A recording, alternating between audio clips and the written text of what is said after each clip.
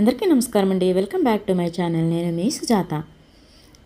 మీరు ఎప్పుడైనా సరే విశాఖపట్నం కానీ వచ్చినట్లయితే ఈ ప్లేసెస్ని అయితే తప్పకుండా విజిట్ చేయాల్సి అయితే ఉంటుంది. ఎందుకు ఇలా అంటున్నాను అనుకుంటున్నారా? మీరైతే విశాఖపట్నం ఎప్పుడైనా వచ్చారంటే నేను చెప్పాల్సిన అవసరం లేదు. ఎవరైనా సరే ఈ ప్లేసెస్ని విజిట్ చేసి అయితే వెళ్తారండి. ఎందుకంటే ఆ ప్లేసెస్ మరి అలా ఉంటాయి. సముద్రం అంటే ఎవరికైనా సరే చూడాలి, వెళ్ళాలి అని అయితే ఉంటుంది కదా. మన వైజాగ్లో ఉన్న విజిటింగ్ ప్లేసెస్లో కొన్ని విజిటింగ్ ప్లేసెస్ అయితే నేను చెప్తాను. ఇప్పుడు అందులో కైలాషేరి, ఆర్కే బీచ్, 1080 పార్క్, ఉడా పార్క్, ఇంకా జూ ఇవన్నీ ఉన్నాయి కదండి. ఇందులో అయితే నేనైతే మీకు ఇప్పుడు 1080 పార్క్ ఇంకా ఆర్కే బీచ్ అయితే చూపిస్తున్నానండి. 1080 పార్క్కి వెళ్ళేటప్పుడు మ్యాక్సిమం కైలాసగిరి, 1080 పార్క్ రెండు కూడా ఎక్కువగా కవర్ చేస్తూ ఉంటారు. ఎందుకంటే రెండు ఆపోజిట్గా ఉంటాయి కాబట్టి 1080 పార్క్ నుంచి చూస్తే మనకి కైలాసగిరి అయితే కనిపిస్తుంది. మనం 1080 పార్క్ వెళ్ళాలి అనుకుంటే మాత్రం బీచ్ రోడ్ని ప్రిఫర్ చేసుకుంటే చాలా బాగుంటుందండి. ఎందుకంటే బీచ్ వ్యూ చూసుకుంటూ వెళ్ళొచ్చు, చాలా హ్యాపీగా అనిపిస్తుంది.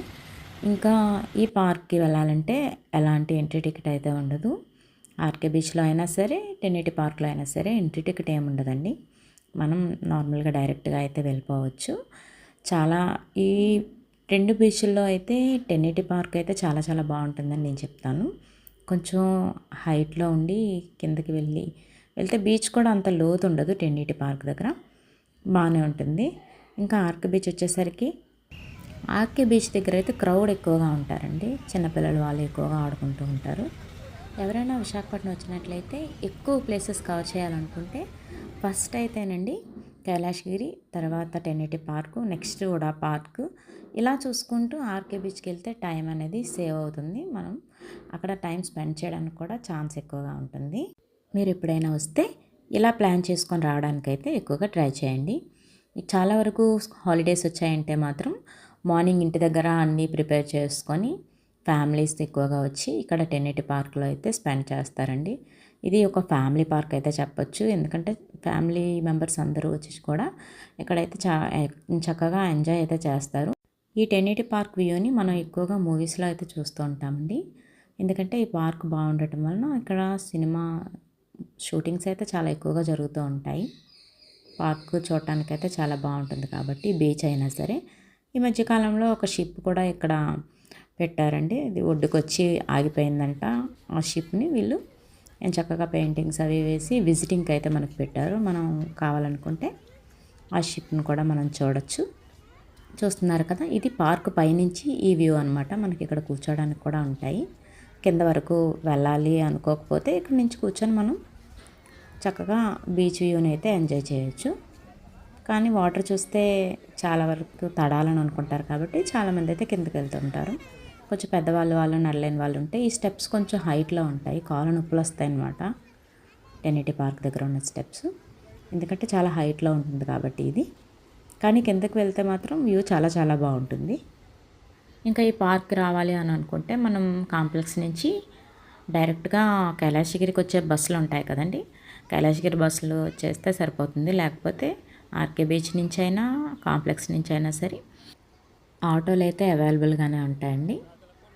ఇంకా ఈ పార్క్లో ఇంకొక స్పెషాలిటీ ఏంటంటే ఇక్కడ క్రికెట్ మ్యాచ్లు అవి అవుతూ ఉంటాయి కదండి. వరల్డ్ కప్స్ అలాంటివి ఏమైనా అయ్యేటప్పుడు ఇక్కడ స్క్రీన్ ఉంటుంది. ఈ స్క్రీన్ పైన అయితే చూపిస్తున్నాను కదా, ఆ స్క్రీన్ అదేనండి. ఆ స్క్రీన్ బ్లాక్గా కనిపిస్తుంది కదా, అక్కడైతే మ్యాచ్ వస్తూ ఉంటుందంట. ఇక్కడ చూసి చాలా వరకు అయితే ఎంజాయ్ చేస్తారని చెప్తూ ఉంటారు. ఇప్పటివరకు చూసింది అయితే అండి 1080 పార్క్. ఇప్పుడు 1080 పార్క్ నుంచి ఆర్కే బీచ్కి వెళ్ళే రూట్ అనమాట ఇది. ఆర్కే బీచ్ రోడ్డు డైరెక్ట్గా కూడా ఇలా వస్తే ఆర్కే బీచ్ అనేది బస్ స్టాప్ ఉంటుందండి. RK beach bus stop.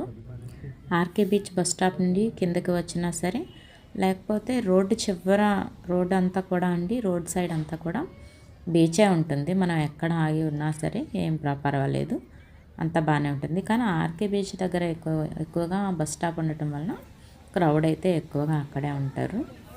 ఈ ఆర్కే బీచ్లో అయితే ఎక్కువగా అండి ఈవెంట్స్ జరుగుతూ ఉంటాయి. ఆడియో లాంచెస్ అయినా సరే, ఏవైనా ఫంక్షన్స్ అయినా ఏవైనా సరే ఎక్కువగా అయితే ఇక్కడ జరుగుతూ ఉంటాయి. అండ్ ఇంకా ఇక్కడ ఎంజాయ్ చేయాలి అనుకున్న వాళ్ళు బాగా అయితే ఎంజాయ్ చేస్తారని నేనైతే చెప్తాను. ఇక్కడ మామిడికాయలు తినడానికి బజ్జీలు, ఊరి మిక్సరు, ఇలాంటివన్నీ కూడా స్వీట్ కార్న్ అన్నీ ఉంటాయండి. బీచ్లో ఎక్కువగా అయితే మనం అవే కదా ప్రిఫర్ చేస్తాము. తినే వాళ్ళకి నాన్ వెజ్ తినే వాళ్ళకైతే నూడిల్స్, ఫిష్ ఫ్రై ఇలాంటివి కూడా ఇక్కడ ఉంటాయి. ఈ విశాఖపట్నంలో ఉండే వాళ్ళకి ఒక ప్లస్ పాయింట్ ఏంటంటే వీక్ డేస్ అంతా కూడా కష్టపడి అలాగా స్ట్రెయిన్ అయ్యి ఉండి వీకెండ్స్లో అయినా సరే హాలిడేస్ ఇప్పుడు వచ్చినా సరే అలా బీచ్కి వచ్చి 1 అవర్ అక్కడ కూర్చుంటే మనసు ప్రశాంతంగా అనిపిస్తుందండి. ఇది మాత్రం విశాఖపట్నంలో ఉండే వాళ్ళకి ఇది ప్లస్ పాయింట్ అని మాత్రం నేను చెప్తాను. మరి మీరేమనుకుంటున్నారు? ఈసారి విశాఖపట్నం వచ్చేటప్పుడు మీరు కూడా ఆర్కే బీచ్కైనా, 1080 పార్క్ అయినా, ఉడా పార్క్ అయినా ఎక్కడికైనా సరే వెళ్ళి ఎంజాయ్ చేయాలనుకుంటున్నారా? అయితే తప్పకుండా చేయండి. నా వీడియో మీకు నచ్చిందా? నచ్చినట్లయితే సబ్స్క్రైబ్ అయితే చేసుకోండి, మర్చిపోవద్దు.